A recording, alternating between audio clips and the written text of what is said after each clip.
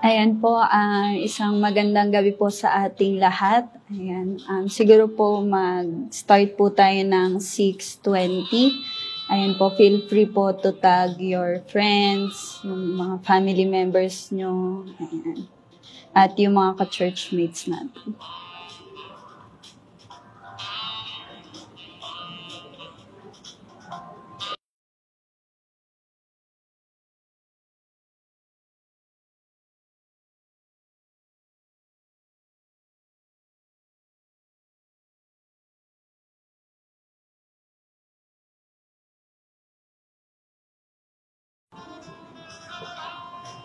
Kaya parang nila sa may sounds ko.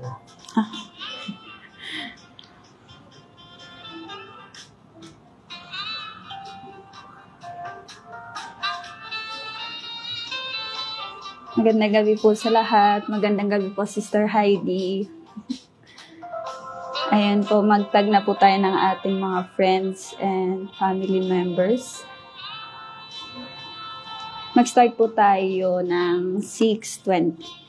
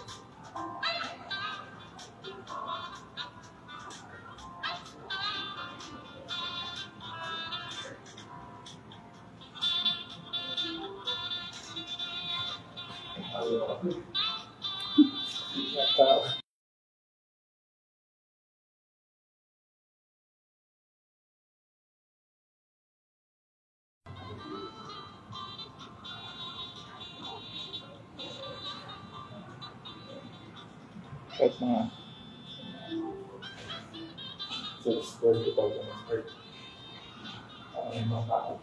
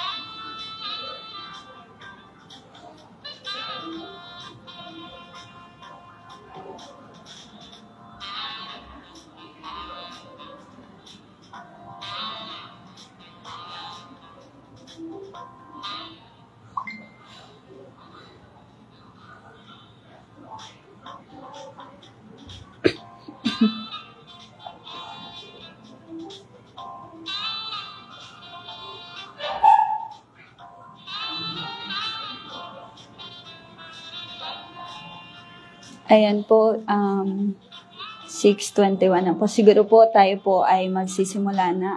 Isang magandang gabi po muli sa ating lahat, sa mga nanonood po from Fishers of Men at sa kanilang mga kaibigan. Magandang gabi po sa lahat. Ayan. Wait. Ako lang po. Ayan. Malinaw naman po yung audio ko. No? Ayan po, magandang gabi po muli sa ating lahat. Tayo po ay magsisimula na. Bago po tayo magsimula, tayo po muna ay yumuko at manalangin. Hallelujah, Jesus. Dakilang Diyos, Ama, maraming salamat po sa gabing ito, Panginoon, sa inyong salita, Panginoon, na ipinagkakaloob niyo po sa amin sa araw-araw, Panginoon. Salamat, Lord, sa buhay ng bawat isa, Panginoon. Salamat, Lord, sa inyong pag-iingat sa bawat isa. Salamat, Lord, sa inyong pag-ibig at habag at biyaya na patuloy namin nararanasan sa araw-araw, Panginoon.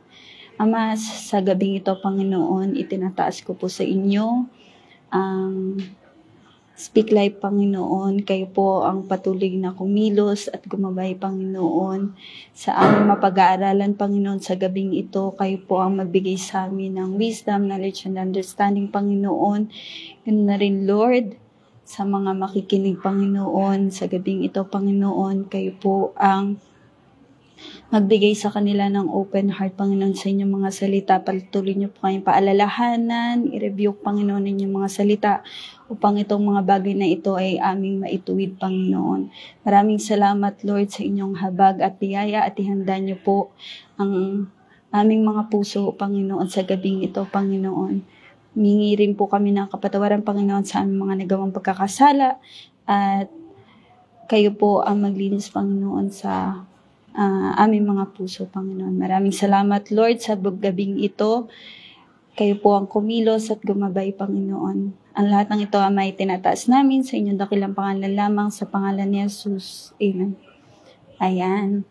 Ayan po, magandang gabi po muli sa ating lahat. Ayan. Sige po. Dadako na po muna tayo sa testimony. Ayan po. Ako po ay nagpapasalamat sa ating Panginoon sa natapos na gawain sa office. Ayan. Salamat sa Lord sa successful na activity namin na nangyari nitong week sa office. Salamat din sa Lord sa pag-iingat niya sa atin sa bawat isa. Kahit na ang dami nangyayaring lindol o kung anumang mga sakuna dito sa mundo. Pero salamat sa Lord at iniingatan niya ang kanyang mga anak. Ganun na rin, salamat sa Lord sa kalakasan, sa araw-araw na ipinagkakaloob niya sa amin. Ganun na rin sa habag at biyaya na patuloy nating nararanasan. At sa gabing ito, lalong-lalo na, salamat sa Lord sa gabing ito na muli ay makapagbabahagi ako ng salita sa inyo at nawa ang bawat isa bago matapos ito ay may matutunan. At ganoon na rin, salamat sa Lord sa pag-iingat niya sa akin, ganoon na rin favor niya na pinagkakalob niya sa akin sa work, sa family, at sa mga plano niyang itinakda. Maraming salamat sa Lord. Kaya lahat ng pupurit pa sa salamat ay tinatas ko lamang sa Panginoon. Ayan po.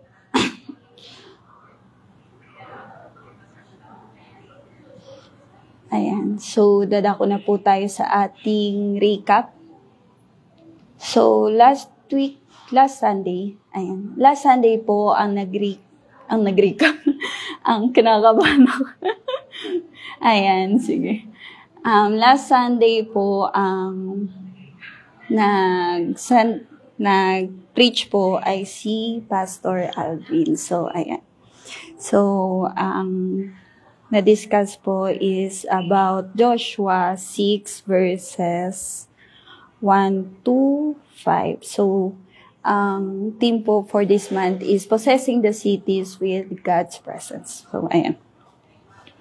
So, nabanggit din po dito ni Pastor Aldwin na makikita natin sa verse 1 na no one can enter,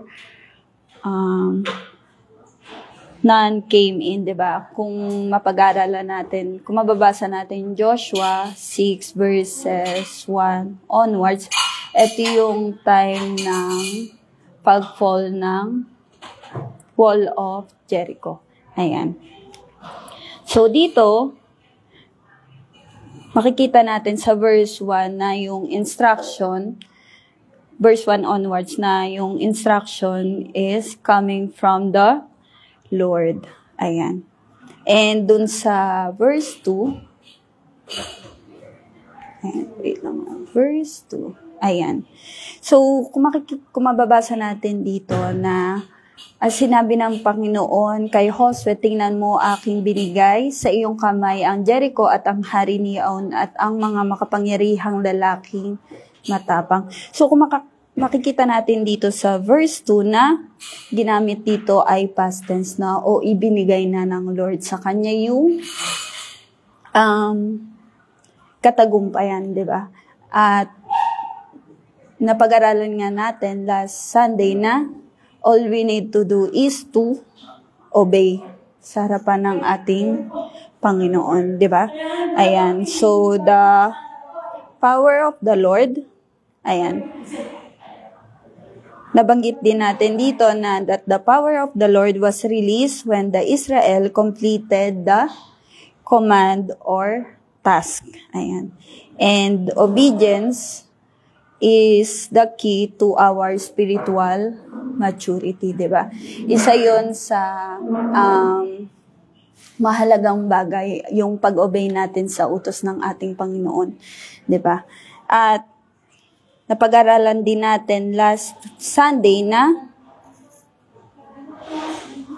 we cannot understand the will of the Lord or the ways of our Lord if we lack spiritual maturity, 'di ba? Kaya nga tayo ay patuloy na nagsasaliksik at nag-aaral ng salita ng Lord at hindi tayo tumitigil, 'di ba? Sa pag-aaral ng salita ng ating Panginoon. Kasi para maintindihan natin kung paano ba siya kumikilos, kung paano ba siya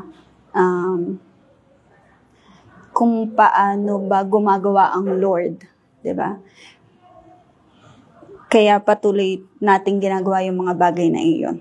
And then, na-discuss din last Sunday na yung destruction of Jericho is their judgment upon that city. Dahil nakita nga natin, kung babalikan natin yung Joshua, chapters 1 to 5, na dito sa part na ito ay maraming pinapapatay na mga newborn, di ba? Talamak dito yung sexual immorality at ano pang mga kasalanan. So, kaya, inutusan ng Lord si Joshua na sakupin itong Jericho. Ayan. So,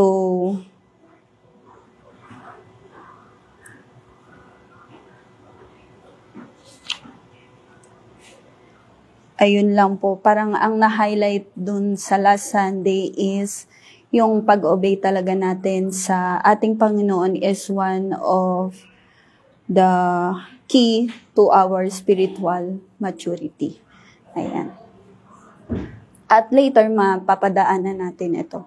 Mas papalalimin natin. So, ayun lamang po yung recap natin. So, ayan.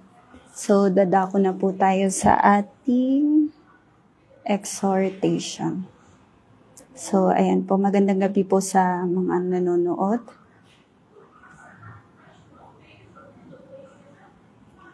Ayan.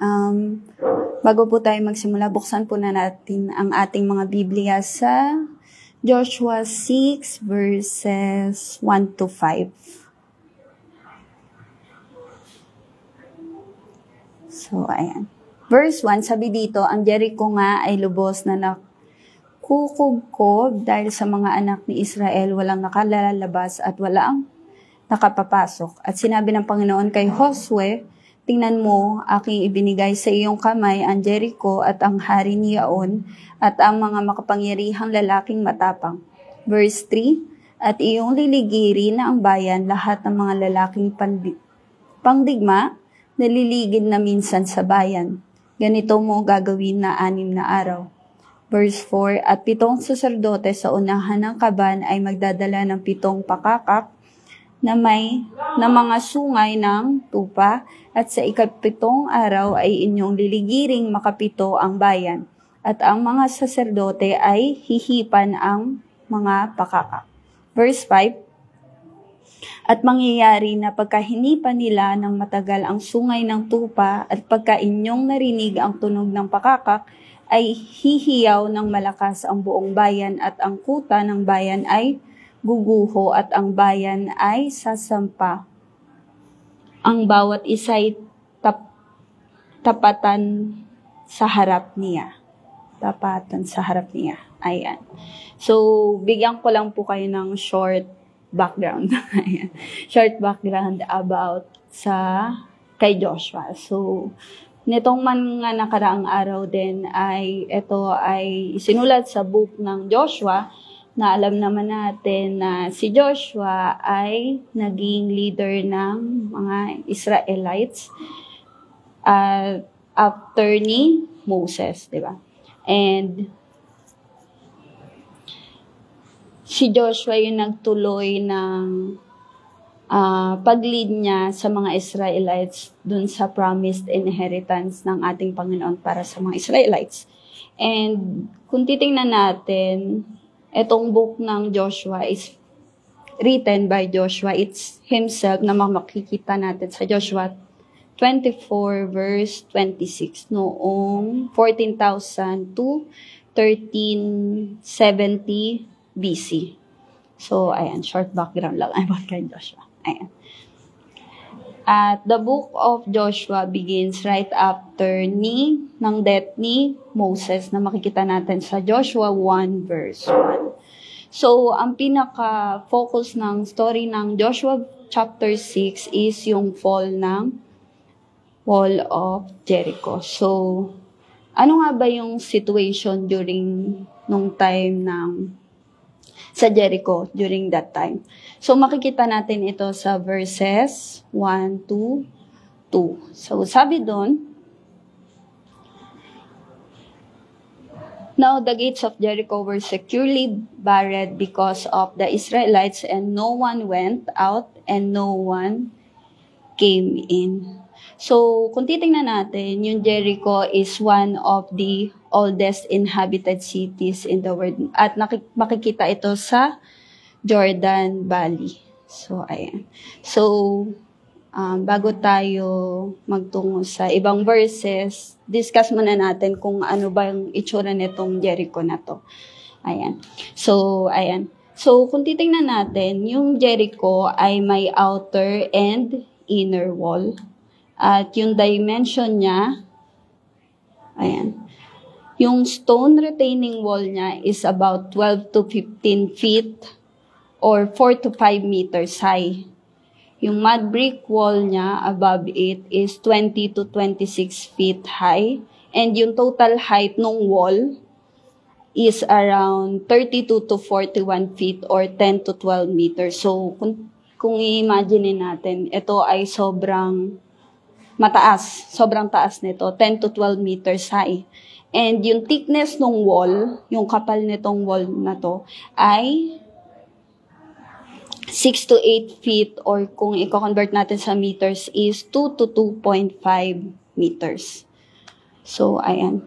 So, kung titingnan natin dito, imposibleng sa verse 1 pa lang, kung titingnan natin, imposibleng makapasok talaga yung mga tao dito at makalabas din sa wall na ito, sa Jericho mismo.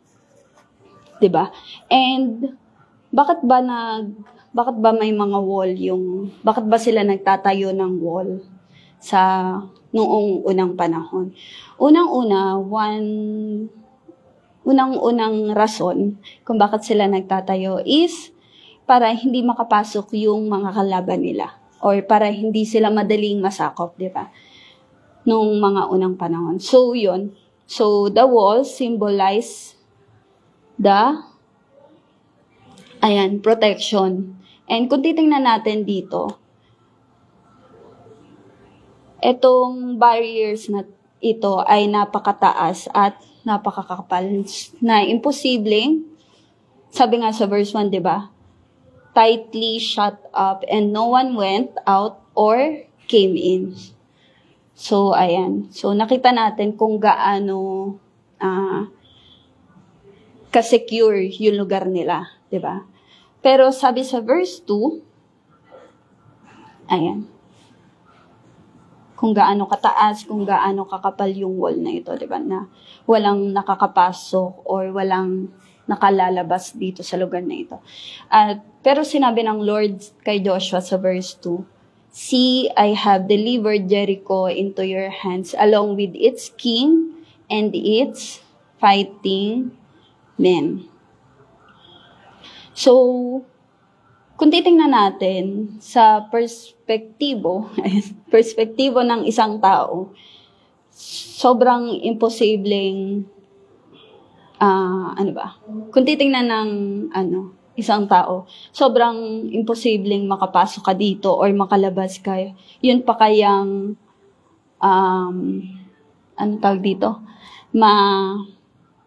yun pa kayang masakop mo sila. Hindi ka nga makapasok or makalabas sa lugar na yun, di ba? Kasi nga, di ba, na-describe natin kanina kung gaano ito kataas at kung gaano kakapal yung wall na ito. Pero sabi dito, sa perspektibo ng tao, imposible talaga, di ba? Pero sa perspective ng Lord, sa tingin ng Lord, di ba? Sabi niya dito, "I have given into thine hand yung Jericho." So, kumbaga, sinasabi dito ng Lord na yung victory mo before the battle began. Diba? Kumbaga, dito sa verse na ito, binibigyan niya ng assurance si Joshua na hindi mo na kailangan mag-worry na etong laban na ito ay panalo na. Diba? Kumbaga, kung titingnan natin, dito sa verse na to, sinabi ng Lord na etong laban na ito ay tapos na. Ang kailangan mo na lang ay sumunod sa Lord. Diba? So, ayan. Sabi din dito ay,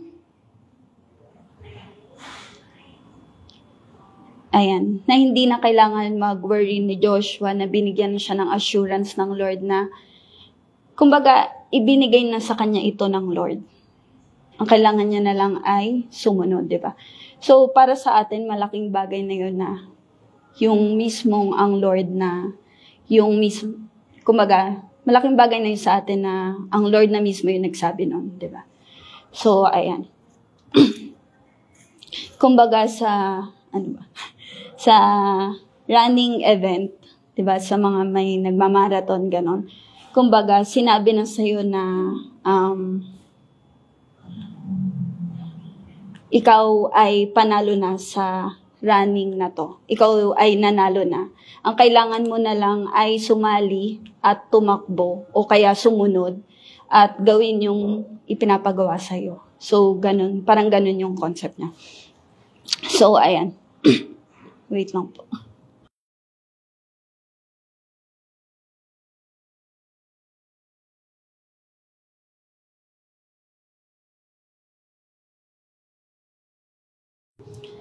Ayan. So, yun. Sunod naman po, sometimes din, it matters din kung gaano kalawak o kalalim yung pagkakakilala natin sa ating Panginoon, di ba? Sinabi ng ating Panginoon na ibinigay na sa'yo yung lugar na ito. Pero ang kailangan mo na lang ay sumunod. Sometimes, nagmamatter din kung gaano natin kakilala ang ating Panginoon. Siyempre, kung titingnan mo, sobrang imposible talaga. Sobrang imposibleng, sabi nga sa verse 1 pa lang, di ba? Wala nakakapasok or nakakalabas sa lugar na ito kasi nga ganun ka taas o kakapal yung wall na ito. Pero it matters din talaga kung gaano natin kakilala yung ating Panginoon. Madali, kung nakikilala talaga natin ang Lord, kung paano siya kumilos at gumawa, madali lang sa atin na sumunod ng may kagalakan at nagpapakita ng pag-ibig, di ba? Pero kung hindi ganun kalalim yung pagkakakilala natin sa ating Lord, at pag inutusan tayo ng Lord na gawin mo ito, baka may mga posibilidad na mag-doubt tayo, di ba? May mga posibilidad na sa oras ng problema, sumuko tayo, di ba?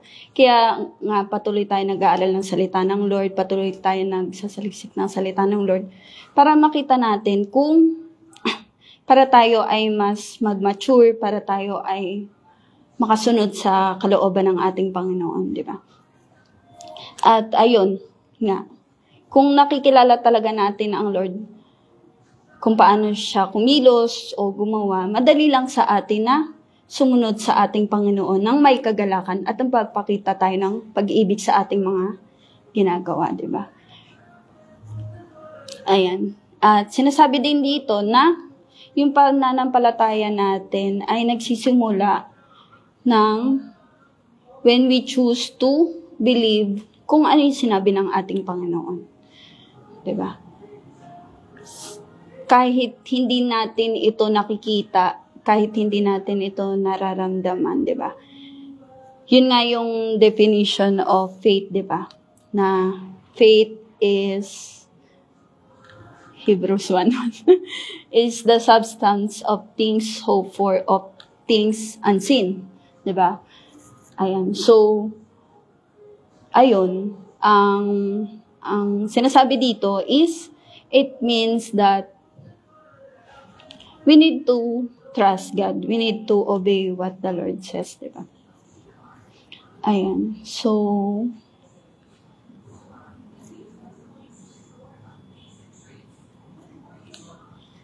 ayan. Nagpapakita rin dito na it means trusting God's promises even when our circumstances look impossible or when we don't understand how things will work out, di ba?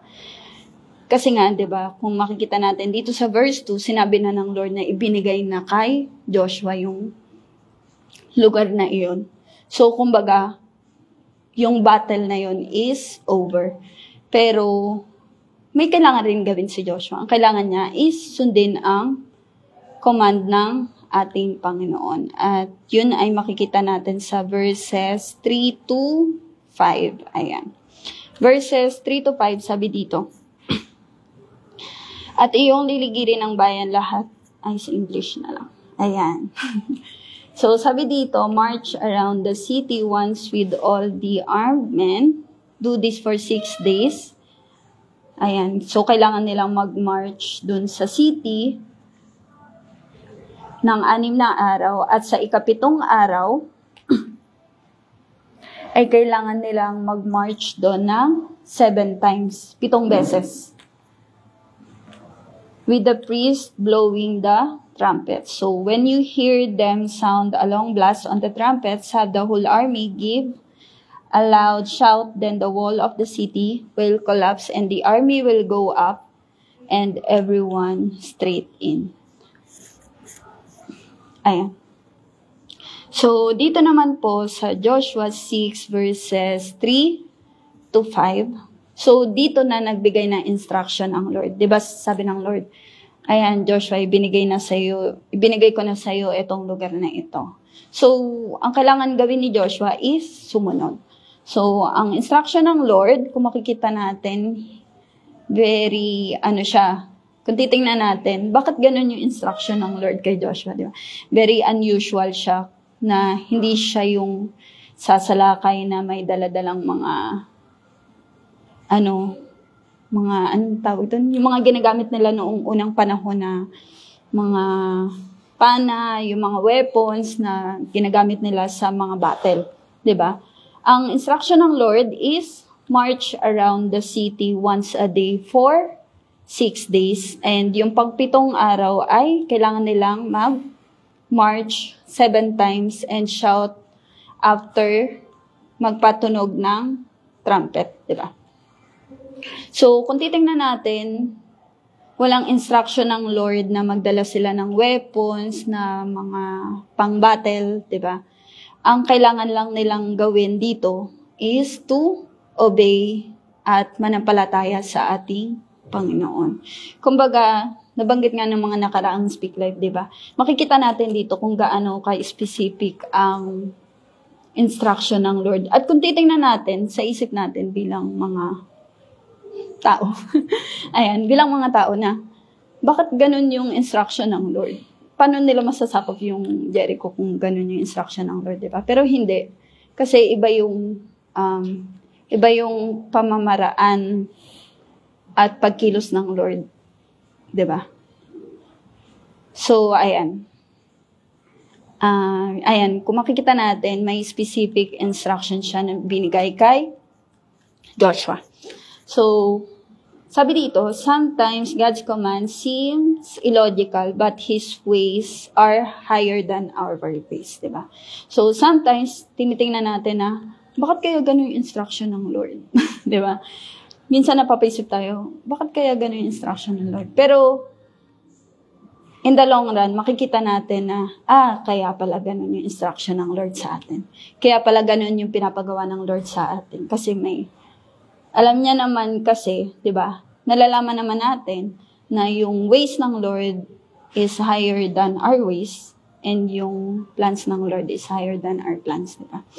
So, all we need to do, katulad nga ng nabanggit sa last preaching at nitong mga nakaraang Speak Life, ay malaki talaga ang parte ng pag-obey natin, ng obedience natin sa ating Lord.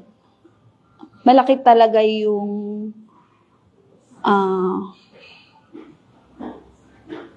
obedience natin sa parte ng paglago natin sa ating Lord or yung spiritual na maturity natin sa ating Panginoon. Diba?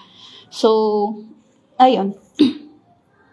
Tapos, sa mga susunod verses na makikita natin na in the end, diba? Nagtagumpay sila at nag-fall yung Jericho. So, on the 7th day, sa verses 16 to 20 yun, on the 7th day, after the 7th march, Joshua said, "Shout, for the Lord had given you the city." And yung mga tao ay sumigaw and yung walls fell down flat. Diba? So, makikita natin na in the end, kung nakita natin na sila ay sumunod, at in the end, nakita natin na yung mga bagay na ito ay nangyari at nagtagumpay sila, di ba? So, ayun po. So, kung makikita natin dito sa story na to, yung story ng Jericho, hindi lang siya history. Kumbaga, ito ay living testimony ng isang ng pananampalataya nila, di ba? Na sinasabi dito na Israel stood before walls that were too high, too thick, too strong to conquer by human effort, di ba? But kung nakikita natin na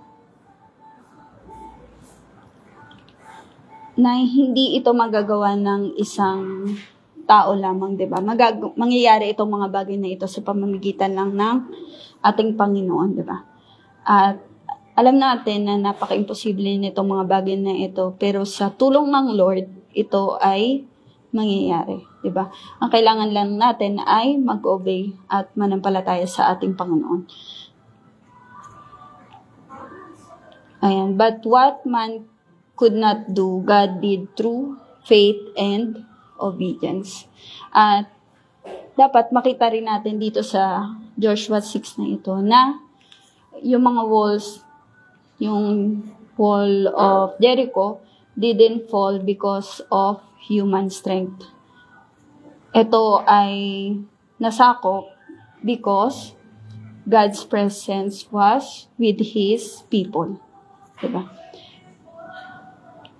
So, the same God, kung i-apply natin ito sa pamumuhay natin sa panahon na ito, the same God who brought down yung Jericho's wall is still yung bringing, siya din yung nag-bring down ng mga walls natin today. So, yung mga walls natin today, everyone, 'di ba? Alam naman natin na every one of us faces our own walls. May mga wall tayo. Ayan, everyone faces our own walls, 'di ba? Either wall of fear, sin, doubt, yung mga addictions, yung mga circumstances natin sa buhay, pero it is a reminder to us na sa harapan ng Lord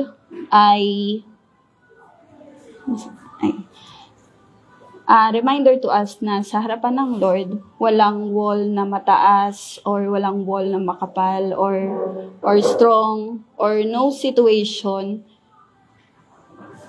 too hopeless when God is on our side. Ayan.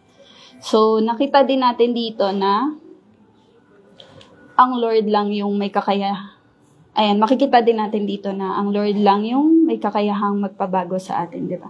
Hindi natin kayang baguhin yung ating mga sarili, hindi natin kayang tanggalin yung mga walls natin sa buhay without yung help ng ating Panginoon, di ba? Kailangan natin ang tulong ng ating Lord. At alam natin na ang Lord lang yung makakapagpabago sa atin. So, ayan, reminder ito sa atin. And lagi nating piliin na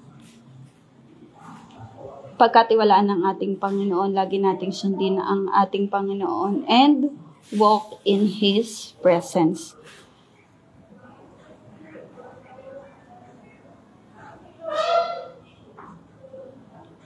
So, reminder sa atin na huwag tayo mag-focus sa mga walls natin sa buhay, sa mga self-preservation natin, sa mga pride natin, sa mga fears, sa sins, sa mga doubts, sa addictions, but focus sa Lord na kayang tibagin yung mga walls natin. Di ba nga may kanta doon? Ano yun? Come, tear down the walls I built up. So, ayan. Hindi po ako kakanta. Ayan. So, ayan po. So,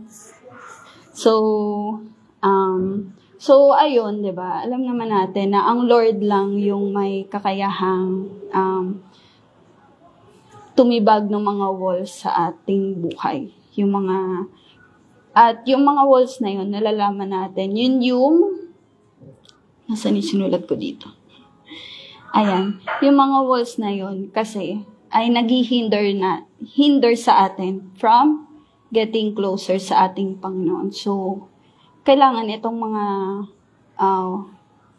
walls na binibuild natin sa ating sarili ay matibag na at kailangan para tayo ay mas lalong lumago at maging spiritually mature. Diba? So, ayan. Alam naman natin na itong mga walls na ito ay hindi magiging madaling tibagin, pero sa tulong ng ating Panginoon, di ba? Alam natin na itong mga bagay na ito ay matitibag. Ayan, so, ayan. So, ayan. At, di ba nga, sabi ko kanina na dapat yung focus natin is on the Lord, hindi dun sa mga walls natin. So, ayan. At malaking bagay din yung palaging sinasabi sa atin ng ating pastor, di ba, na yung verse ng, ayan, seek ye first the kingdom of God and His righteousness, and all these things shall be added unto you as well, di ba? So, kung uunahin natin na ang Lord, di ba? Ang lahat ng mga bagay na ito ay add-ons lang sa ating buhay. 'Di ba? Kung paano ko ba explain? Kung kailangan nating unahin na ang Lord kasi alam naman natin na kung inuna natin ang Lord, ito ay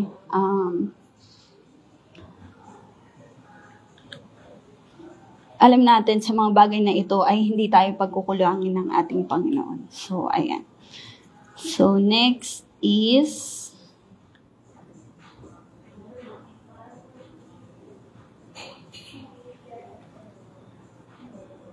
ganun din yung sinasabi sa 2 Chronicles 20 verse 15 na it is the Lord's battle. 'Di ba? Hindi sa atin ito. It is not ours, but God's battle. So, ayun, ito lang yung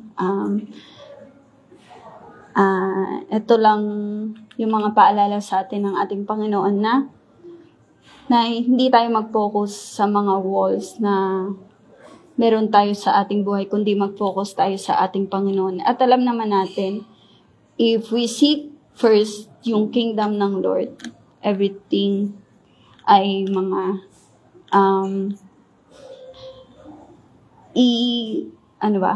if we seek first yung kingdom ng Lord, ay yung mga bagay na ito na ating mga hinihiling sa Lord ay ipagkakaloob niya sa atin. 'Di ba? So, ayan. At ganun na din is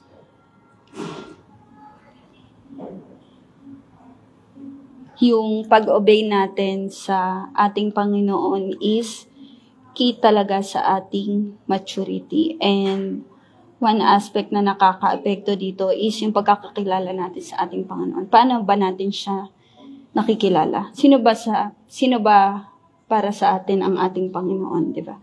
Unang-una tanungin natin ang ating mga sarili kung sino ba ang ating Panginoon sa atin. Buhay, 'di ba? Para malaman natin, para masiyasat natin ang ating sarili kung tayo ba ay para makita natin, 'di ba, sa mga bagay na ito at masiyasat natin sa ating mga sarili na kung tayo ba ay nagkakaroon ng buhay na pananampalataya. Ayan.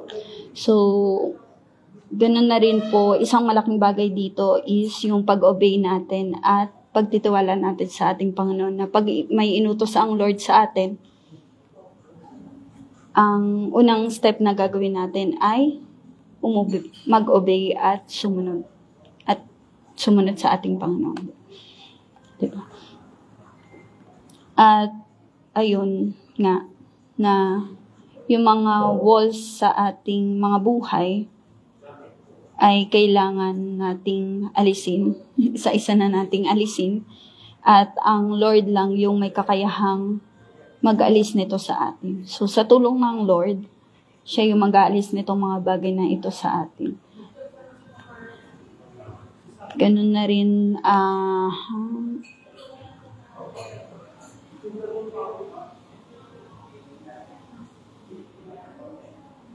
so, ayun po, nawa bawat isa ay may natutunan at nawa bawat isa ay nasiyasat ang kanilang mga sarili. Ayan, kung na yung mga walls sa ating buhay ay nakakahinder talaga sa atin sa paglapit natin sa ating Panginoon. Ayan. So, isa itong paalala sa ating lahat. At muli po ay magandang gabi po sa ating lahat. Nawa ang bawat isa ay may napulot na aral at reminder. Ayan po. Sige po. Ayan, 7. Ayan. Tayo po ay dadako na sa ating closing prayer.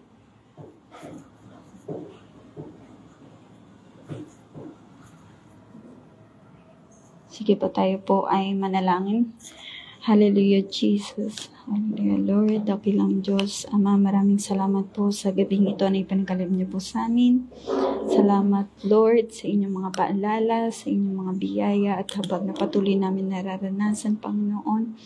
Salamat, Lord, sa inyong mga salita, Panginoon, na aming inaral, Panginoon, at tulungan niyo po ang bawat isa, Panginoon, na sumunod at magkaroon ng pananampalataya sa inyo, Panginoon. Tulungan niyo po kami, Panginoon, na lalo pa mag-desire, Panginoon, na mag-aral ninyong mga salita upang ikaw ay aming makilala at makasunod ng naayon sa inyong kalooban, sa inyong plano at sa inyong oras, Ama. Kayo rin po ang patuloy na mag-ingat sa bawat isa, Panginoon. Kayo po ang patuloy na gumabay, Panginoon. At kayo po ang patuloy na magpaalala, Panginoon, ng mga dapat namin gawin bilang isang mga nananampalataya sa inyo, Panginoon. Maraming salamat, Lord, sa gabing ito at sa mga nakikinig, Panginoon. Kayo po ang patuloy na magpala sa bawat isa, Panginoon. Purihin ka, Ama, sambahin ka at dakalain ka, Panginoon, sa pangalan ni Jesus. Amen. Ayan. Ayan po, dadako na po tayo sa ating shout out.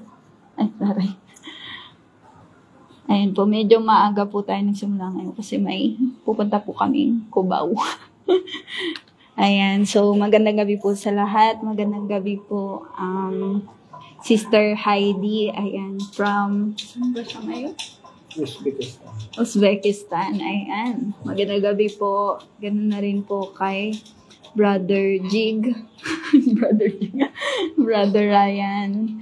Kay Sister Jess Lahoy. Ayan po, kay Sister Betchay. Hello po. Magandang gabi po sa lahat.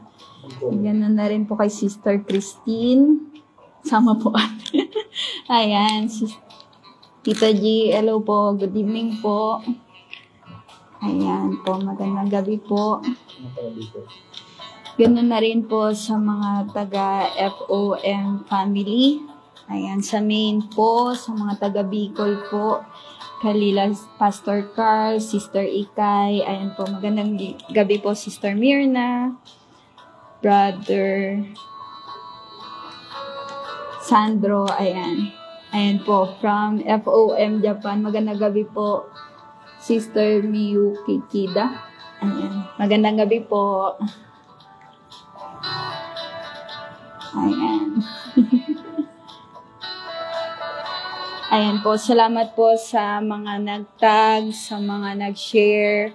Salamat din po sa patuloy na pagsubaybay sa ating Speak Life at nawa sa bawat gabi po ay may napupulot tayong aral. At sa mga aral na iyon, nawa ito ay mai-apply natin sa ating buhay. Magandang gabi rin po sa mga taga-Burias. Ayan, kalila Sister Althea. Ayan, magandang gabi rin po Sister Weng Galdo. Magandang gabi rin po kay Sister Hazel Sanchez. Good evening po.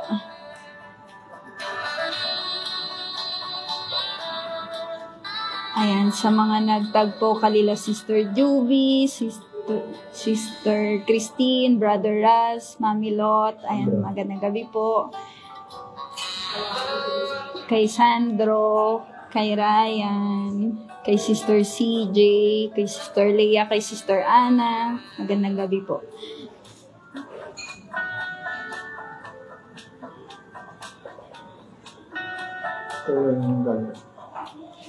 Okay na. Ayan po. So, ayun po. So, bukas po is day 27. Day 27 ba? Ayan, day 27 po ng ating Speak Life at patuloy po tayong sumabaybay sa ating Speak Life Day sa araw-araw. So, bukas po, ang speaker po natin ay si Sister Arlene Lego. Ayan. Ayan po. Magandang gabi po kalila Sister Juvie, Brother Jeff, Brother JC, CJ, Sister Betchay po. Ganun na rin po kay yung mga kasama po ni Sister Betchay, kay Yusrak Kadir at Toku Nadege. Ayan po. Magandang gabi po sa lahat.